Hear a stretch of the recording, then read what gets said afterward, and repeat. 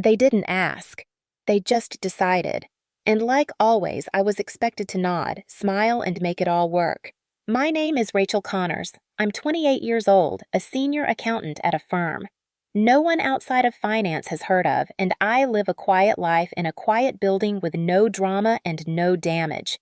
I've built everything I have from the ground up: my degree, my job, my credit score, even my kitchen table. No handouts, no shortcuts. But if you ask my family, they'd probably say, I'm the cold one. Not because I've ever yelled or walked out or done anything cruel, just because I stopped cleaning up their messes. You see, I have an older sister, Erin, 2 years ahead of me, but somehow always 5 steps behind. Erin has a way of making failure look like tragedy and making everyone else responsible for it. Lost another job. The boss was toxic. Kicked out of another apartment. Roommates were jealous. Another missed bill. She's trying her best, and my parents, Carol and Frank, they never question it. They just pivot, rearrange, and if they can't fix it directly, they turn to me. You're stable, Rachel. You're lucky you can help. That was the phrase that followed me for years. Help with the car payment, help with rent, help with bail, always help. And when I said no, the rare times I pushed back, they'd act like I was the one burning bridges. I learned early on my value wasn't in being loved, it was in being useful. But usefulness has limits, and they were about to find mine. Sunday dinner had a rhythm in our house. Same casserole, same table, same undercurrent of pressure disguised as politeness. That evening, something felt rehearsed. Mom greeted me at the door with a smile too wide to be sincere. You look so thin, sweetheart. Are you eating enough? Dad didn't say much, just a nod and a distracted, hey, kiddo. Erin was already at the table, scrolling her phone, avoiding my eyes like a teenager called into the principal's office. I knew the signs. When my mother acted sweet and my father went silent, it meant they were about to tell me something they knew I wouldn't like. We made it through the salad. Mom complimented the weather like it was an achievement. Dad kept refilling his glass, and Erin kept picking at her food like it might bite back. Then Mom set down her fork, folded her hands on the table, and gave me that practiced smile she saved for requests wrapped in guilt. Rachel, she began too softly. We've been talking. Erin's had a rough time lately, and, well, she's going to be moving in with you for a little while. Just like that. No question, no discussion. She said it like she was offering me cookies. Like, of course I'd say yes. I felt the room pause like they were waiting for me to resist, waiting for the pushback they could call selfish. I looked at Erin. She glanced up quickly, then away. My dad cleared his throat, already bracing for the argument. Instead, I smiled. Of course, I said lightly. If it helps Erin get back on her feet, I don't see why not. The silence that followed was sharp. My mother blinked, caught off guard. My dad exhaled like he'd dodged a bullet. Erin leaned back in her chair, smug, creeping across her face like moss. None of them noticed how still I went after that. How quiet they thought I'd caved. But what they didn't know, what none of them had thought to ask, was that I hadn't lived in that apartment in weeks. And I had no intention of letting Erin or any of them move into a place that no longer existed. I didn't wake up one day and decide to lie to my family. It took years of quiet disappointments, of guilt-wrapped favors and memory-hold sacrifices, of realizing that in my family, survival came with strings and being the strong one just meant being the most convenient to use. When I was 21, Erin's car got repossessed. She called sobbing, said she couldn't get to her new job. Said this one was different, she just needed a little help getting started. My credit was clean. Co-signing felt like a small thing. She stopped showing up to that job 3 weeks later, missed the payments. Guess whose credit took the hit? At 23, Mom called me crying because the mortgage was past due. Dad had been laid off, Erin had moved back in. I wired $2,000 the next morning. No one thanked me. At Christmas, Mom handed me a mug that said World's Best Daughter, and I almost laughed. At 25, Erin got a DUI, first one we knew about at least.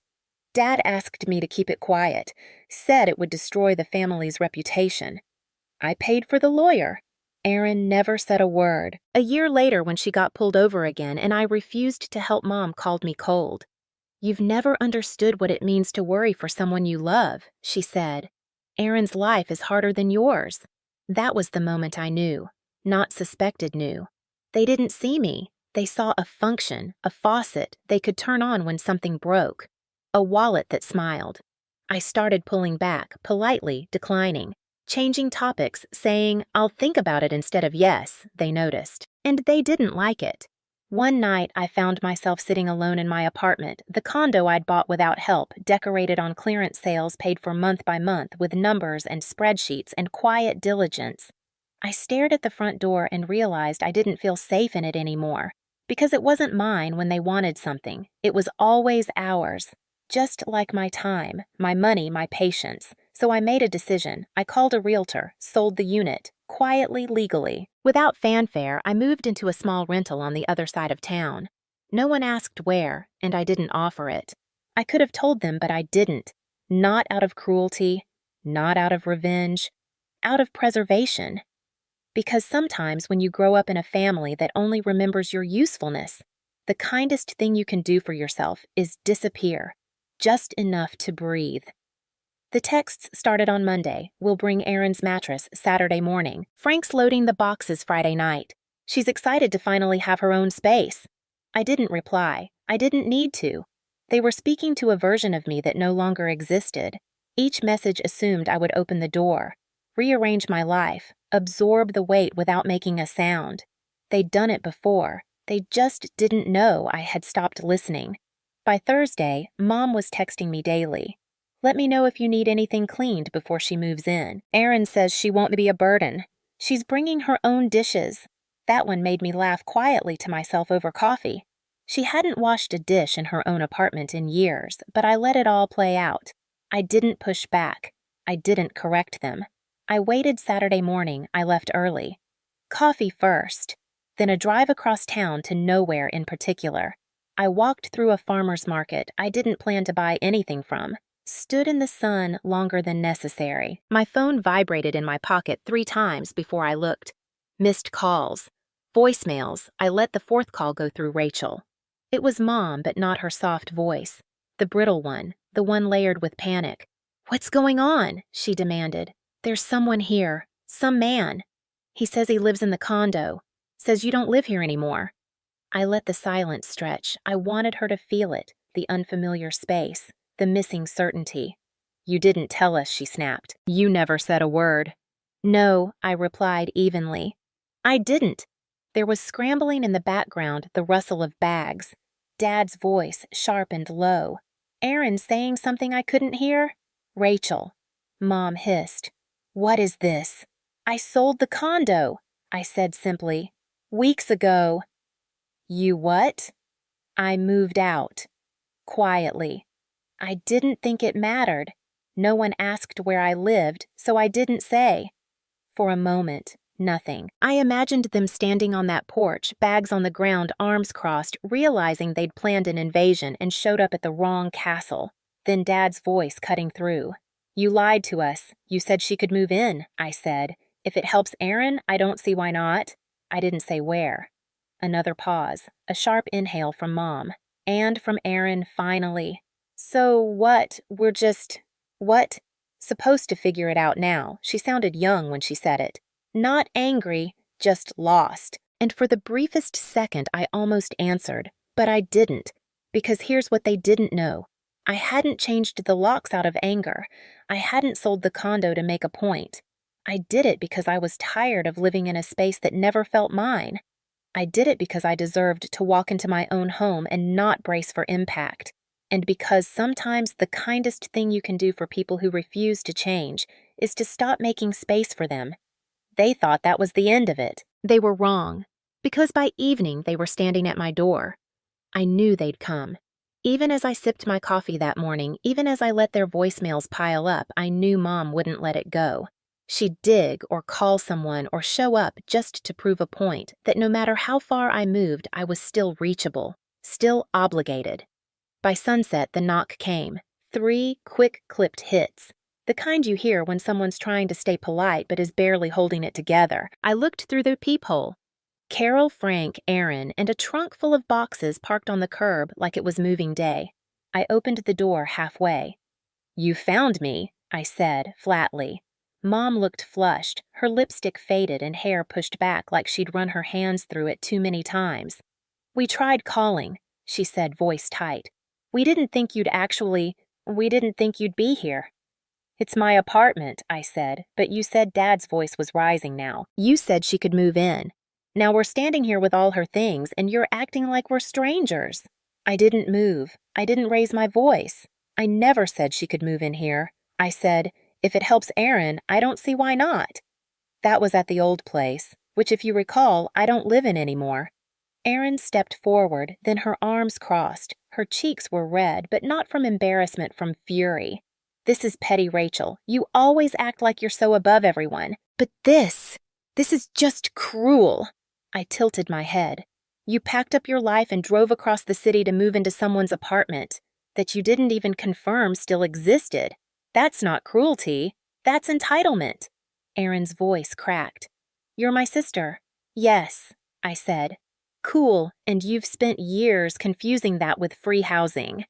Dad stepped between us, his voice edged with warning. "Enough, Rachel, we're not leaving. We've put up with a lot from you. You owe this to your sister." There it was. The word that always hung unspoken, "owe," as if every dollar I'd paid, every hour I'd worked, every sleepless night spent solving problems I didn't cause, had been written down somewhere, part of a silent contract I never signed. I stepped back, picked up my phone. "What are you doing?" Mom asked, eyes narrowing. I didn't answer. I dialed 3 rings. Then 911. "And what's your emergency?" My voice stayed calm. "Yes, I have family members outside my apartment who are refusing to leave. They're not on the lease. They weren't invited. I'd like to report." "Trespassing." Erin's mouth fell open. Frank swore under his breath. Mom looked like I'd slapped her. "Rachel," she whispered, almost pleading, "you're calling the police on your own family." "I asked you to leave," I said. "You didn't. The dispatcher asked for my address. I gave it." Erin's voice shook with rage. "This is going to ruin everything. Do you know what people will think of you? Do you know what they'll say?" "Yes," I said. "They'll say." I finally stopped opening my door. Mom blinked. Her voice dropped to something smaller. "You used to be kind." I didn't flinch. "You used to notice when I was hurting." The silence that followed wasn't empty. It was heavy, packed with every ignored boundary, every swallowed word, every moment I'd said yes when I wanted to scream, "No!" A patrol car pulled up 10 minutes later. The officer stepped out tall and calm, her hand near her belt but relaxed. "Evening," she said. "We received a call about trespassing." I nodded. "That's me." She looked at my parents, at Aaron, at the car with bags still in the trunk. "Ma'am, sir, I'm going to have to ask you to leave the premises." "This is our daughter," Frank said. "This is a family matter, and this is her residence," the officer replied, "which you're not allowed to occupy without permission." Aaron looked like she might cry. "Or throw something, or both. You're going to regret this." "Rachel." "No," I said. "I've regretted almost everything up until this point. This is the first thing I'm sure of." The next day, I woke up to 12 missed calls, 5 from Mom, 2 from Dad, the rest from numbers I didn't recognize, cousins probably, or family friends I hadn't spoken to since graduation. Then came the texts. "Why would you do this to your own sister?" "Your mom is devastated. Erin's sleeping in her car." "Is that what you wanted?" I didn't reply. I just scrolled. Eventually I found it, a Facebook post from my mother. Public 3 paragraphs punctuated by heartbreak emojis and a photo of Erin as a toddler. "We raised both our daughters to care for each other, but one of them has forgotten what that means. We're heartbroken that Rachel, so successful, so fortunate, would turn her back in our time of need. Aaron didn't deserve this. None of us did." Hundreds of likes, dozens of comments from people I hadn't seen since I was 12. Calling me selfish, cold, entitled. It wasn't new, just louder. I stared at the screen for a long time. Then, for the first time in my life, I posted back a thread. Simple, no flair, no hashtags. Screenshot the $2,000 transfer I made to cover the mortgage.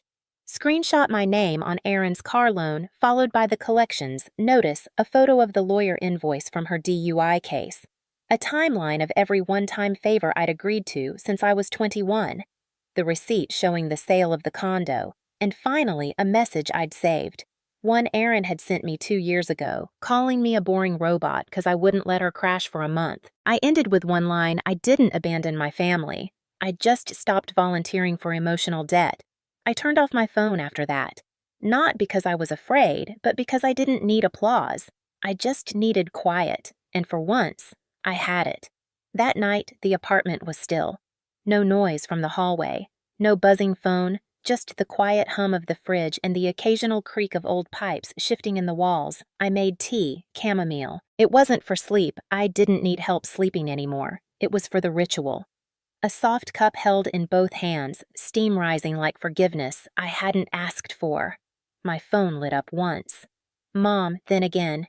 Erin, I didn't open the messages. I didn't have to. I knew the rhythm by now. Shock, anger, guilt, pleading. Always in that order. I blocked both numbers, not out of cruelty, not out of pride, but because not every door deserves to be knocked on forever. I walked out onto the balcony. It was cold, but not sharp. The kind of cold that reminded you you're alive. Below the city hummed along, people moving headlights, glowing someone walking a dog in a puffy coat, too big for spring. A neighbor 2 floors down waved when she saw me. I waved back. It was simple, that small gesture, but it was more real than most of the things I'd done out of obligation. Inside, I turned off the lights one by one, the living room, the kitchen, the hallway. No picture frames on the walls, no family photos, just quiet, just clean space. I didn't feel triumphant or bitter or broken. I just felt done. Done. Performing, done. Explaining, done. Being the spare oxygen mask for people who never learned how to breathe on their own. Somewhere out there, they were probably rewriting the story again, casting me as the villain or the cold one or the ungrateful daughter. Let them. I didn't come here to be loved. I came here to stop pretending I didn't vanish. They just told the story like I had, and now I've written it back.